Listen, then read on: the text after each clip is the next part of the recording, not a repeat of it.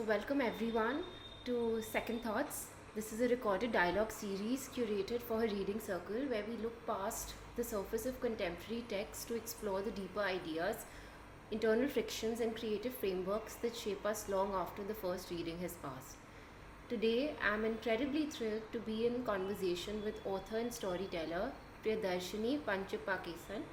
Our session today is centered on a question close to the heart of our community.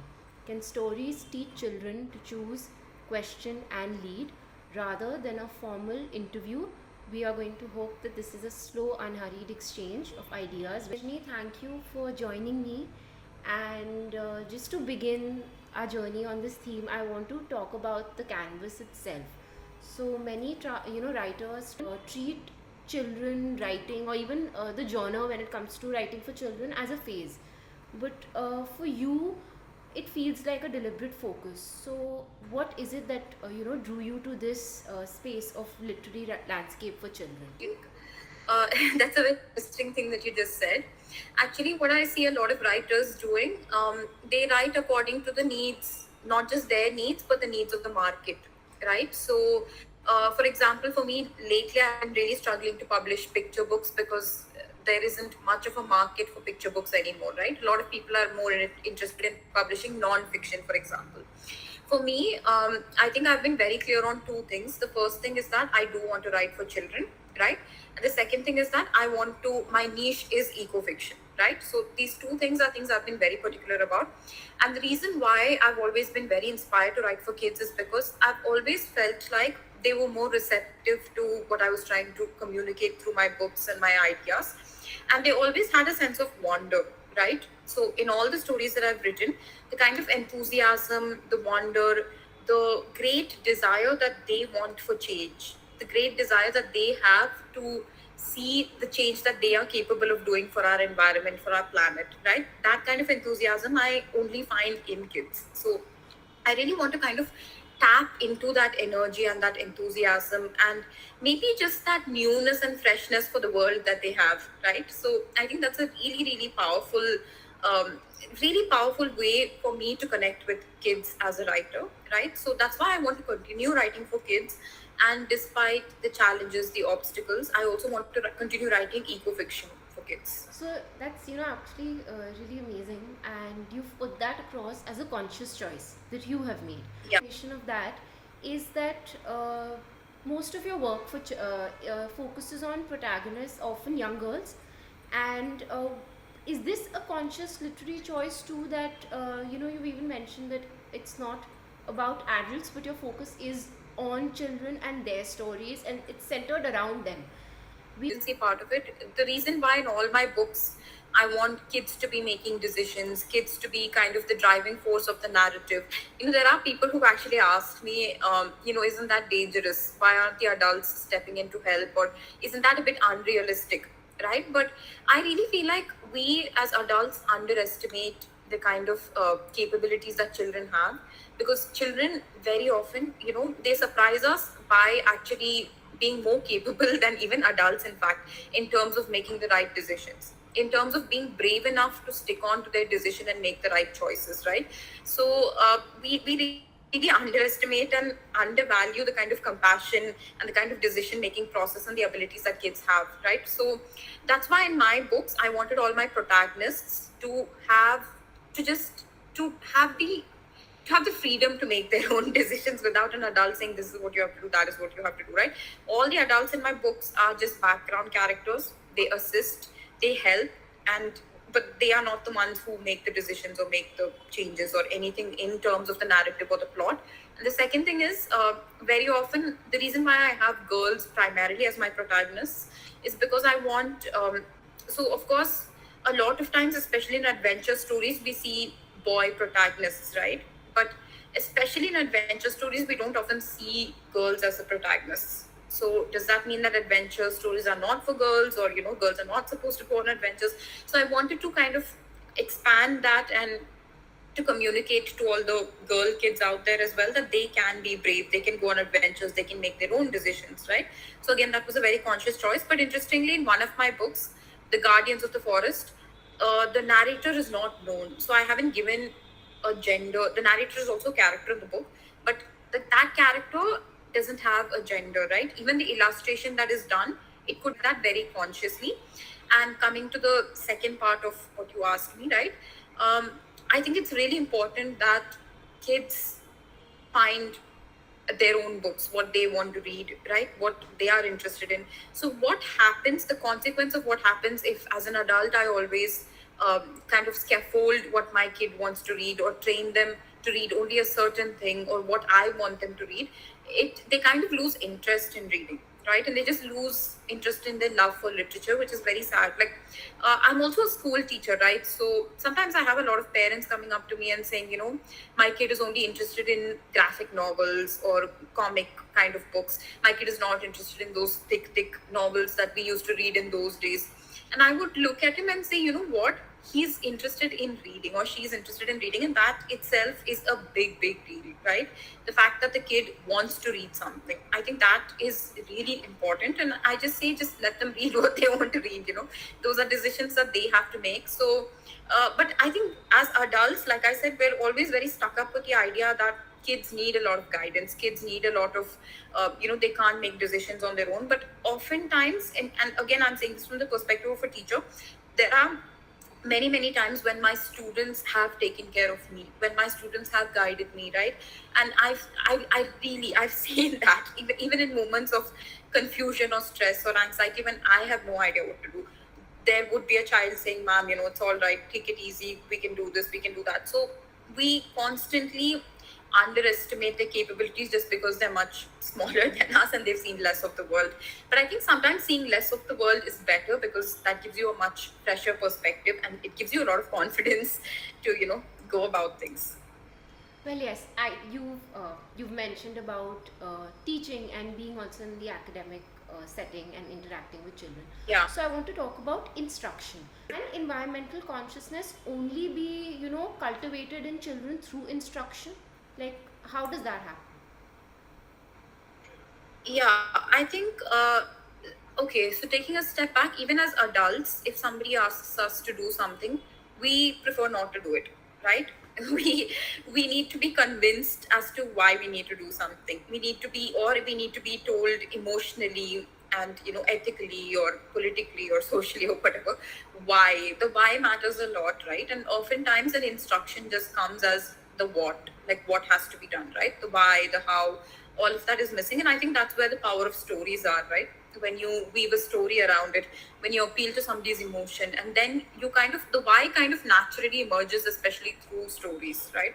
Why something needs to be done versus the what has to be done, right? So I think that is really important, because instruction can be easily forgotten. And most of the time, we I mean, even as adults, as kids, all of us, we are not really open to instruction. When somebody tells us what to do, it just feels like, oh, why should I do it? Why should I just listen to the statement, right? Why should I save water? The forests of the mountains, right? Or why should I think about the wild animals or whatever, right? But when that's told through the lens of a story, then you know that a lot of people's lives are at stake. You know what the consequences are, and you know how your action impacts a lot of other things for other people as well, right? And I think that is the missing connection between the what and the why and the how. In the what, you don't really get the full picture of why you need to do something, right? It just becomes, okay, I have to do this for the sake of it. And I'm sure that even people who obey the what statements, they don't fully understand why they're doing it, right? And when you don't fully organically understand why you're doing something, that never really did reach you. You're just probably doing it for the sake of it, right? So I think that's why it's really important to not be preachy. And one of the things I never do in my books are, I'm never preachy about anything, right? I always make it very open-ended, but I still make sure that I guide my readers to try to tell them about, right, and why I'm talking about it. So I think that's the best way to go about convincing somebody of your idea. Okay, ask you is that from your writing and after a child, it's all about also inculcating curiosity in a child. What kind of questions do you hope that children are able to ask after, reading your books? Yeah, adventure stories, right? And I think that's a really fun way to learn about the environment. through adventure, through mystery. One of my books, The Guardians of the Forest, also has a little bit of magic, a little bit of horror, right? And these are also ways to develop their love for characters, right? For for language, for stories, right? It's not just about the environment or you know and if I package it like that, people will not read my books, right? So I think curiosity is really important also, because as an author, I want kids to keep coming back to my books, right? It's not that I want them to read one of my books and say, okay, I'm done with this and I'm not going to read her books ever again, right? The people keep coming back to my books because of that curiosity element, right? They're curious to know what my next book would be, what kind of mystery would be there. And they always tell me it's very difficult for them to figure out where one chapter would end and where the next chapter would begin and the flow of the story. They always tell me it's a little hard to figure out where exactly you're going to drive the story forward, and that's what keeps us interested, right? So and that kind of curiosity helps up their thinking skills, because they're constantly thinking about what will happen next, what will happen to this character, or what would be the outcome of the story. I don't give those answers to them immediately, right? So I think that curiosity is what makes them keep reading my books, irrespective of my books being hardcore eco-fiction books, right? So it's really important to get them thinking without giving them direct instructions or morals or anything of that sort, right? And what was your second what was the second part of what I you think asked you me? in this I could understand you answering the Okay, second part great. as well. I want to ask you is how do you preserve the sense of wonder and emotional honesty through your stories for children? Like how does Yeah. is that something that you struggle with? Underrated qualities or characteristics is actually kindness, right? And I think not all children's books keep consistently and very consciously addressing kindness, for example. So that's a quality that drives my books, right? The fact that characters are kind to each other, they're supportive, they're empathetic, they're passionate, right, about what they're doing. So all of this is really, really important. And all the characters, even though like it's an adventure story and there are things they have to do to sort of, to fight the bad guy, quote unquote, or whatever. Despite that, there is an immense amount of kindness between the characters themselves and between the characters and the so-called antagonist and all that. And I think this is a quality that I actually find missing in a lot of children's books, right? It's not a quality. It's a quality that comes up very indirectly. It's not a conscious choice, but for me, every word, every action, and including the relationship that the adults have with the kids in the books, that also has a lot of kindness, right? So I think qualities like that, it's not really a struggle for me to write about such things, because when I look at kids, those are the qualities that I would like them to have, right? And see, there isn't a lot of distance between who we are as people and what we read, right? Because we become very close to the characters we read, right? Sometimes we find characters really inspiring and we want to be like them, and we want to be like them only when they are inspiring through their words, when they are kind, their qualities, not just in terms of how the actions that they do, right? Not just in terms of, okay, this guy won this war and he fought and he came out of it victorious. It's also about how they represent themselves and their personalities, right? So and these are things that I really naturally want to integrate in my book, so it's not too much of a struggle, but it's a very, very conscious choice. What one understands is also that you're very perceptive about emotional intelligence and having Yeah. that through your stories, whether it's courage, whether it's like you said, kindness. The next thing I want to ask you is what about fear and failure? These are two things which in adulthood we do face them very realistically day in and out. How is that? Like, how do you deal with that through stories, and how do you make that safe enough as an emotion for children? Yeah. So again, because my books are adventure stories, there are times when their success doesn't come quite easily. They have to put in a lot of effort, a lot of determination. And again, success only happens when there's unity among the kids, right? Again, another theme that I find very important, that success is not always individual. Like, we learn in today's society that as an individual, success comes to you if you work hard enough, and everything becomes so individual centric. But I also want to tell kids that success is about, it's more of a community driven thing. The support from your community, your parents, your family, right? Your friends. That's when success is truly possible. But nonetheless, in all my books, they do have that, they do face failures, they do face setbacks. But I think what makes a difference is that if you have a good support system, right? If you have friends who have your back and adults who have your back and say it's okay, then the failure doesn't seem as grave as when you only think of it as this is my individual failure, right? And I think so. This is actually something that I feel like a lot of parents also struggle with, right? To just to allow their kids to fail, right? That's I think that's a nice phrase there, to allow their kids to fail, because they think that their kid has to be successful every single time at every single thing, right? And interestingly, like, this is something I think about a lot. Parents keep sending their kids to, say, 5 different activities. Like, every day you see kids going to a different activity, and and it's very hard for the child to, like, focus on any one thing, and or focus on something that they actually like, right? But parents do worry about, oh, but there are other kids who are great at 5 different things or 10 different things, and I want my kid to also be great at 10 different things, right? But they don't get that failure is really important, not just for success, but it's really important for developing personality, emotions, and kindness and empathy and determination and confidence, right? So it's more of an emotional thing. Like, failure helps you in the long run to deal with emotions better, right? To develop more confidence in the long run, right? So I think that's what is important. And kids need to learn that failure is fine, because you eventually have people to support you through the good and bad times. I think a follow up to this, I want to ask you, you mentioned about Yeah. children, parents being possibly over involved and over scheduling their life. You spoke about just letting them be.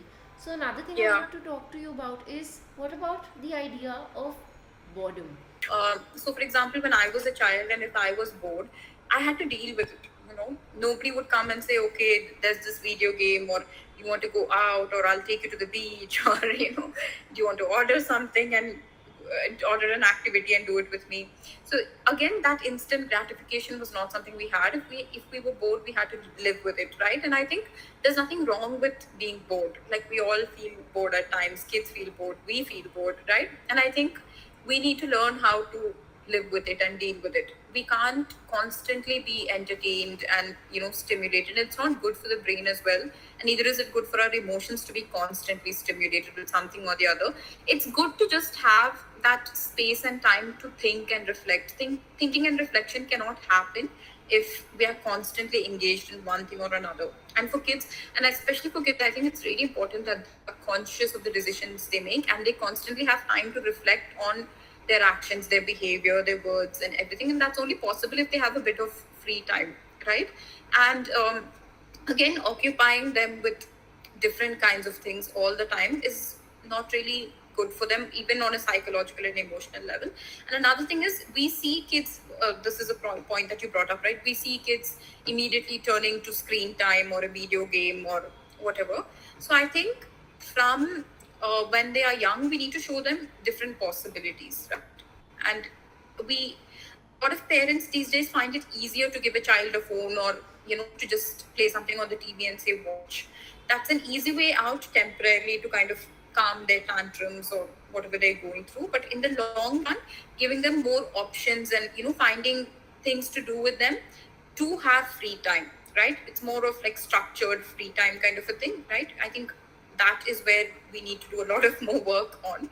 Otherwise, at the end of the day, if you see a 10-year-old on the screen all the time, and the screen is pulled away and they throw a tantrum and the parent gives back the screen because they don't know what to do, it's because they were never given any other alternatives, right?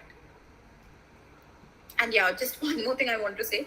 I think, I honestly feel like one of the reasons why reading is declining is because I also think that we are to blame for that, because, like I said earlier, we are very particular about what a kid wants, what we want a kid to read, right? Like, this whole burst of non-fiction children's books. I mean, why? Why not? What's wrong with fiction? What's wrong with comics? What's wrong with picture books, right? As long as they're reading something, even if it's like a label of an advertisement. I mean, why not? Like, that's the issue, right? That is why reading is on decline, not because children inherently lack interest. They don't. They are naturally curious. If we kill their curiosity by making sure that they take the path we want them to be on, then I think that's really our problem. Parents, they want their children to probably not wander into fiction because they feel it's a state of dreaminess and non-reality. Yeah, the first thing is the misconception that fiction doesn't, for example, teach you anything, right? So, whenever I talk about my books, whenever I go for sessions, and of course, parents are always there as well. So, one thing I make it very clear to them is that despite my books being fiction, years of research went into it before I wrote it, right? Because something like the change in the environment that I see around me is not something I can write just based on my experiences in memory. A lot of research goes into it. So, one of my books, The Myth of the Wild Boar, it talks about the wild boar migration or the Indian bison migration from the forest into the town. That required a lot of research, right? So, I think parents we have to kind of, help them understand that fiction also, we authors and writers do go through a lot of thinking, a lot of thought goes into it, a lot of research does go into it, of course, in some books, when we really want, and the ideas that we're trying to communicate is not just fantasy or a piece of one's imagination. And even when it comes to fantasy, there are still qualities in the characters, right, that kids can look up to. I think the problem is that parents are more they are more they want information driven texts, right? And so what happens then is emotional understanding takes a back seat, right? Emotional education takes a back seat, right? But they don't realize that that is extremely crucial. That is in fact more important than just knowing a bunch of facts or doing a bunch of different things. So if you know so much, if you're a very knowledgeable person, but if you're not an emotional or an empathetic person, that there's only so far you can go in life, right? So, but sadly, I think the issue is that they prefer these kinds of books because they feel like it quote unquote teaches their kids things which they can later show off to their relatives or whoever, so on and so forth, right? But that emotional intelligence it just doesn't matter to them, right? And the second thing is, how do I deal with it? It is not very easy, right? Because what you can do is you can kind of tell parents that you let the kid be, let him read whatever he wants. Reading is important, and not all parents are averse to the idea of kids reading multiple things, but quite a few are. And in those cases, at the end of the day, you can only say what you can, right? At the end of the day, it's their kid, so there's only so far you can go in terms of trying to explain to them that everything has merit and kids should have the choice in terms of what they can read or can't read or whatever. But as an educator, like, I do that all the time in my classes, right? I give them complete freedom. We have reading lessons. I give them complete freedom to choose what they want to read. I don't go for this, okay, this is something that you have to do all the time, or this is a text you have to read all the time, right? So these are small ways as educators in which we can kind of do things, even if it doesn't happen at home. All right. Every writer and author has their own life and lived experiences, which they try to bring in forth in their writing. The interesting thing is, despite the fact that there are a lot of forests and lakes and cottages and a very just one adventure at a time, not 10 adventures at one time, which would be very overstimulating. But yeah, so interestingly, even though kids now, they don't have that kind of a life, right? They are still very appealed to what I write, right? Which means that they do they do have a sense of understanding that, okay, the life like this also exists, right? We can take things slow, things can be peaceful. No kid has come up to me and told me, ma'am, but your story was boring, or ma'am, your story was very slow, or it didn't have enough happening in it, right? But that's also because within a simple setting and within among nature, I've kind of made the simple, ordinary things seem extraordinary, right? And I think that is what makes a difference. The way in which I've told that story, it's not to show that the extraordinary is the extraordinary, right? The ordinary is the extraordinary. And that's what I make the kids feel, right? The kids the people going through a forest, going to a cottage, having a conversation with an artist in a cottage who lives there and who paints. That those smaller acts are extraordinary, right? And that's what I've tried to portray to my through my books, and that has reached them. So I think again, it's really important to kind of tell our kids that these kinds of things matter a lot as well. And you don't see, realistically, none of us, and including the kids of today, they are not going to have the most extraordinary adventures in their life, right? Very realistically speaking, most of them are going to experience everyday joys, everyday adventures, everyday interactions, which is going to bring them a lot of energy and enthusiasm, right?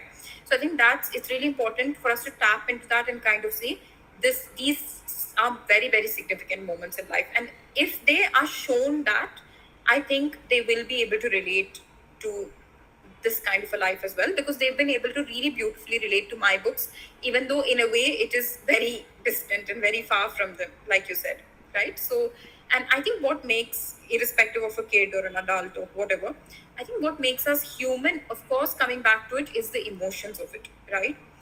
And that emotional bond that you create, or that I create between my characters and between my readers who are the kids, I think that relationship, it doesn't matter if it's a slow book or irrespective of what the setting is, right? So You say that your writing, in a way, helps children probably see through the adult world.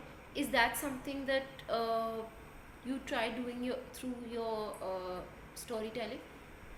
adulthood, because it's not, the book is not just happy and unrealistic in that way. The book does have realism in the sense of the kind of challenges that the kids face, the kind of the kind of experiences they have to go through in order to, for example, to win a battle, like I was saying earlier, right?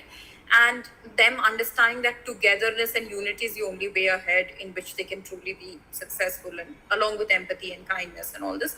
And I think this whole journey that a child goes through when they're reading my adventure stories from the beginning to the end, through that they understand that life is not always going to be easy. There are going to be obstacles, right?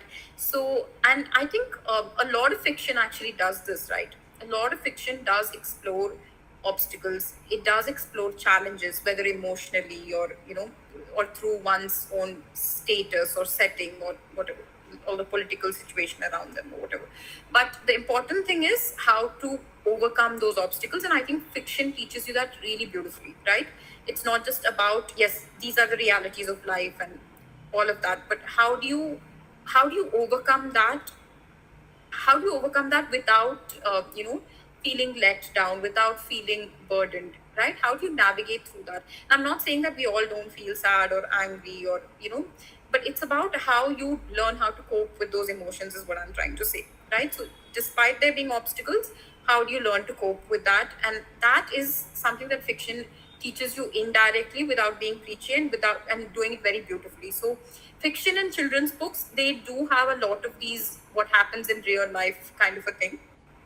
But more than that, I think they prepare you for the real world by looking at how characters deal with all this emotionally, right?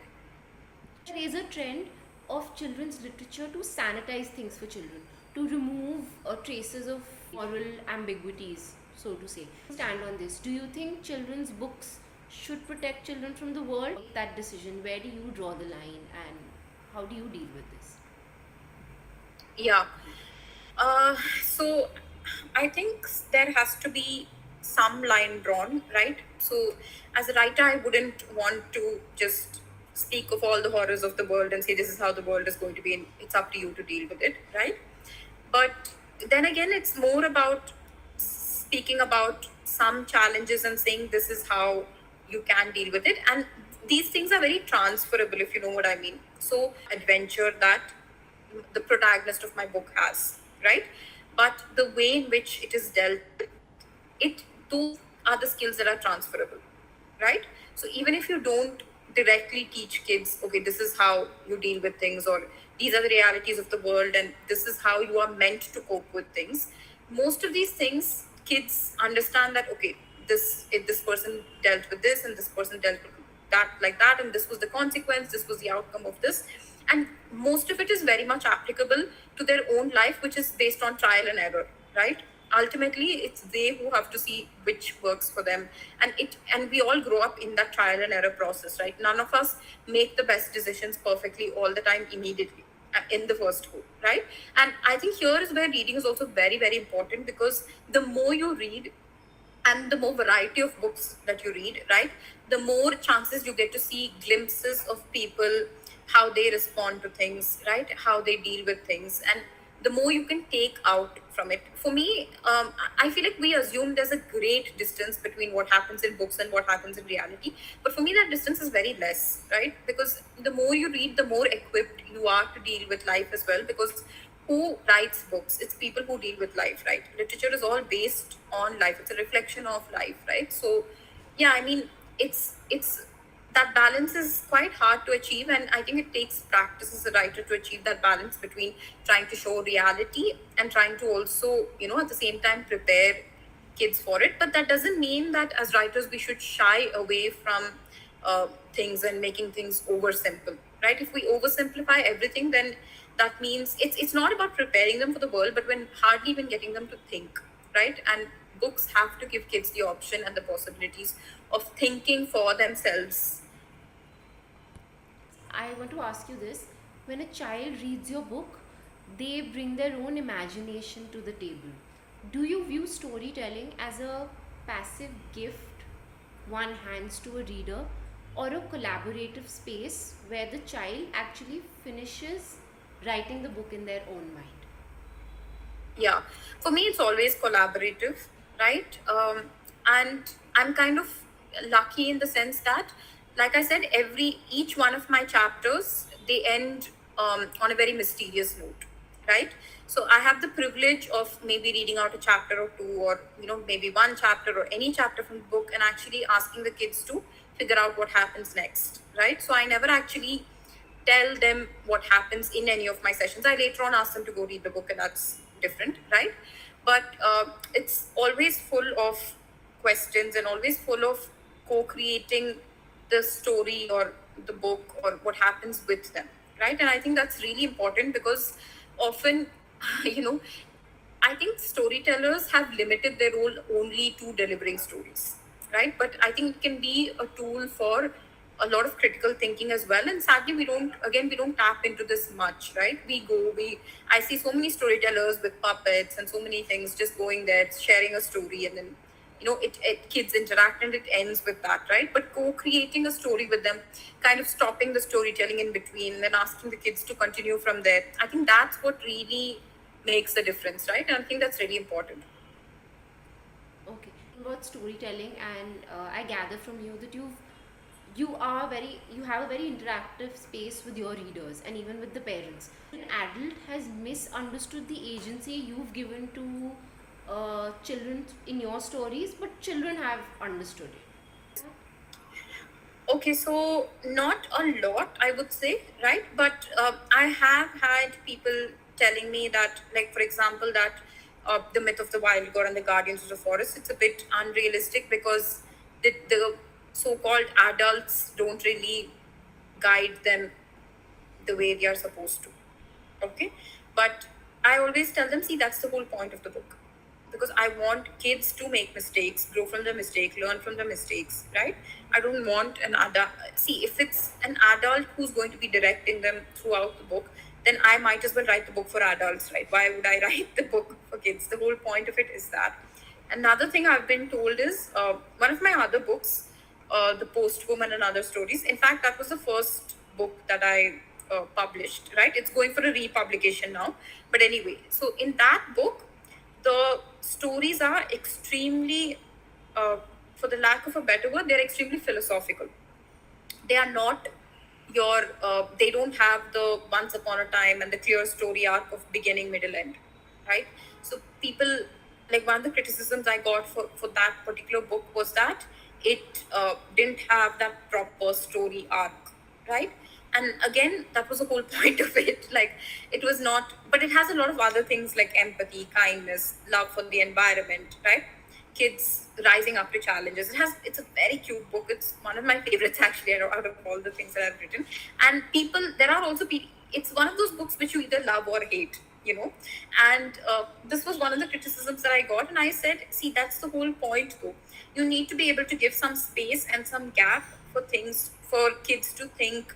You can't fill up every gap, right? I don't want to fill up every single thing in terms of saying, okay, this is exactly how I want the kid to think about the story. This is exactly how there should be a flow. There should be a lot of space for them to interpret and understand and get things out of the story. And that can only happen if things are a little vague. People are afraid to, let things go and let things be vague. I'm not very sure why, but that's that even. And one more thing that I want to mention is illustrations. Okay, so if you see kids' books these days, we it's interesting because we talk about YouTube, we talk about overstimulation uh, in movies that kids watch, shows, etc. We don't talk about overstimulation in picture books. They are extremely overstimulating, right? Some of the picture books I've picked up, there is so much in terms of illustration. They're so heavily illustrated, right? That it's very difficult to see. As an adult, I struggle with this sometimes. Where am I supposed to focus? Am I supposed to focus on the words? Am I supposed to focus on 50 pictures in 2 pages, right? Again, one conscious decision I've made in my books, that my chapter books have line drawings, right? Very minimal. And even the color book that I have, Tulis Stroll, that has a lot of blank space, very minimal watercolor illustrations, nothing digital, right? And I think that's also extremely important to just give space to the child or the adult or whoever is reading the book, for them to have that space to make their own, to form their own thoughts and ideas based on what I've read, right? One piece of unwritten wisdom about storytelling that you've only discovered after you began publishing for children? Yeah. So, okay, unwritten wisdom about storytelling. Right. I think as a storyteller, it's okay. So, I'm going to speak about how my writing informs my storytelling and how my storytelling experiences over years, I would say, has informed how I do better as a storyteller, right? So a lot of people believe that storytelling happens with pre-made content, right? Like you prepare, you rehearse, and then you go and perform in front of kids, right? But I my wisdom or my advice to people would be that be very flexible about it, right? So I've noticed, so I've always been very flexible in terms of what I'm trying to communicate, and if it doesn't work, you need to change it up, right? Because every audience is extremely different. And I've worked with kids from marginalized communities, I've worked with kids from the cities, I've worked with kids from the mountains, all kinds of kids. And the most important thing is each audience is very different, and members within an audience are also usually very different, right?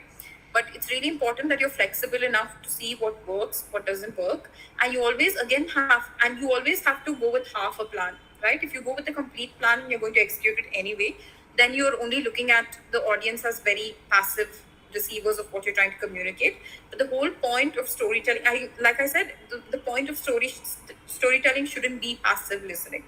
It has to be actively co-creating along with the storyteller. And I think that's the kind of advice that I would give to people. Be confident in yourself, your art, your craft, right? Only when you're confident in yourself can you go out there and say, let's co-create this together. If you are not confident in what you're speaking or in the content that you want to deliver, it would always be, okay, I will give, you will receive. I think great. That's a lot of sound advice. I want to ask you, you've written about ecosystems, you've written about human truth.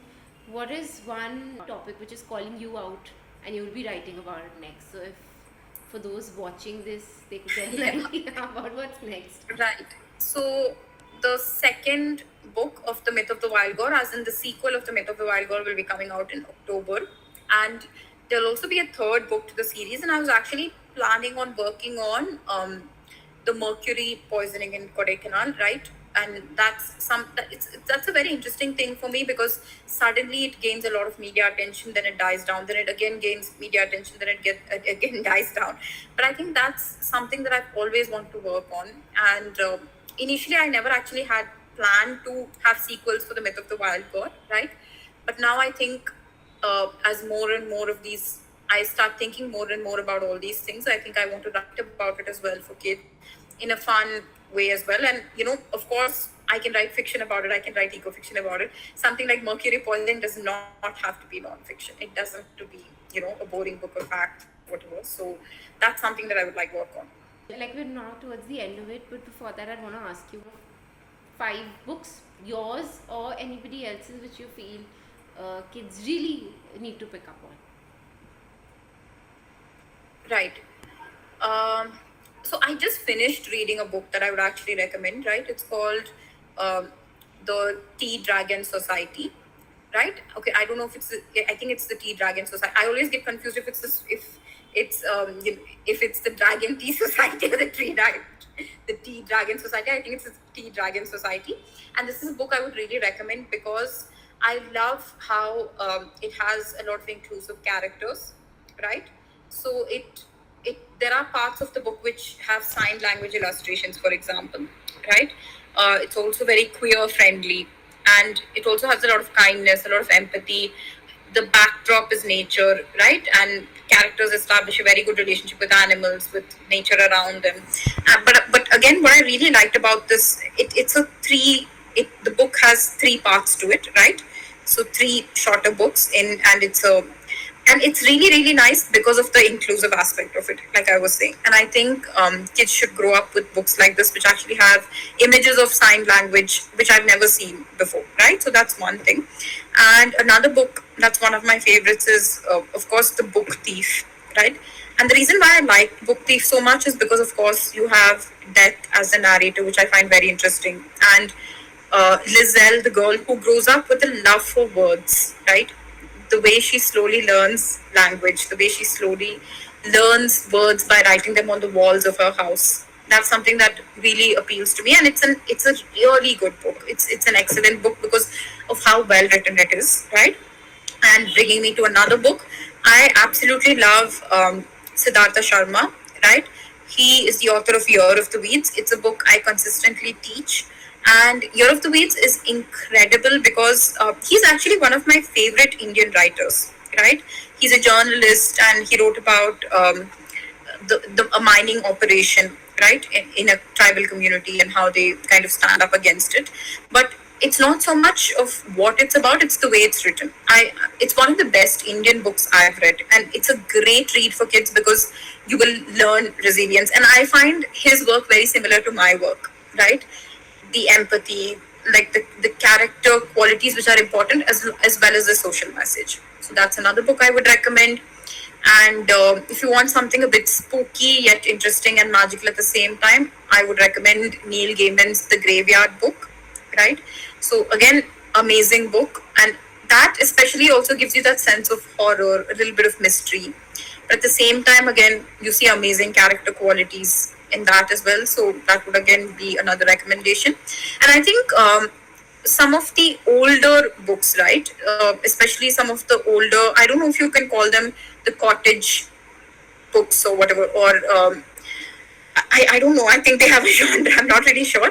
But some of the older, especially American books, they're very slow. And they have cottages, they have kids going on simple adventures near a lake, right? Or simple adventures on their own road in their own town. Ginger Pie is one of them. The Moffats, all of them come under the old American books that I'm kind of talking about. And those are really, really, they've been an inspiration to my writing as well because they are slow books, right? But they talk about the ordinary adventures that a child has in their own street or their own neighborhood or their own forest or whatever. So, yeah, those are books I would recommend. And of course, the last thing I really have to talk about is The Hobbit and The Lord of the Rings, which has again been really, really inspirational to me. And it's been inspirational to me in a very different way than it's inspirational to many other people.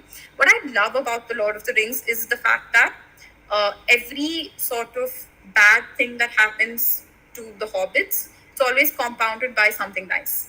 You never have a continuous series of bad events, right? So you always, when you read the book, you always have hope that there is something good coming, right? And that is something that I find really inspirational from The Lord of the Rings. Irrespective of what struggle and challenge you might go through, there are always people to help you, and there's always light at the end of the tunnel, right? So that's something I really take away from that.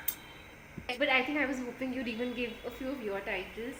So Yeah. for parents watching this, which would be, and if they haven't picked up any of your books, which would be the Yeah. first set of books that you would recommend that they can read? Yes, I think I got so caught up in all the books I was recommending that I kind of forgot my own books for the moment.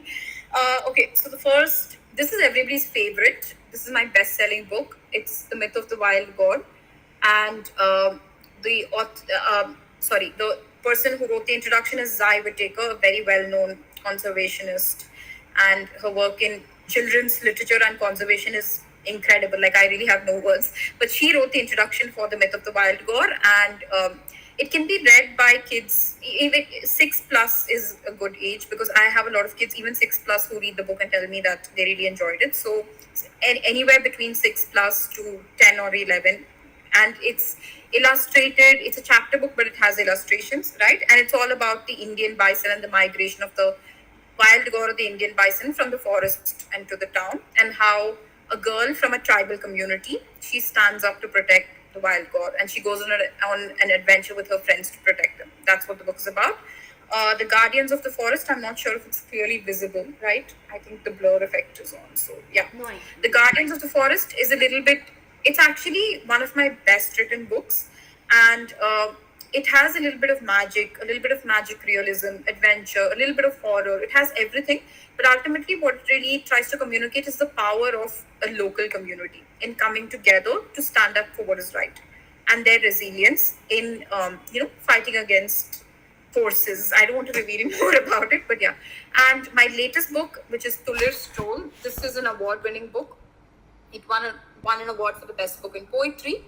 And this book is basically about a girl named Tulir who goes on a walk. She sees these really beautiful critters, plants around her, and she writes about each of them, right? And I've very consciously not just chosen the more famous big animals or whatever. I've also chosen very small things like ladybugs, like roly-polies, right?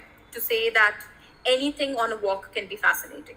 And Tulir Stroll is a very important book because it gives you a lot of factual information along with the beauty of the animal and the landscape and all that. It actually tells you why these animals are significant in the landscape of the Western Ghats. So yes, 3 of my books Well, I think it's. I have to thank you.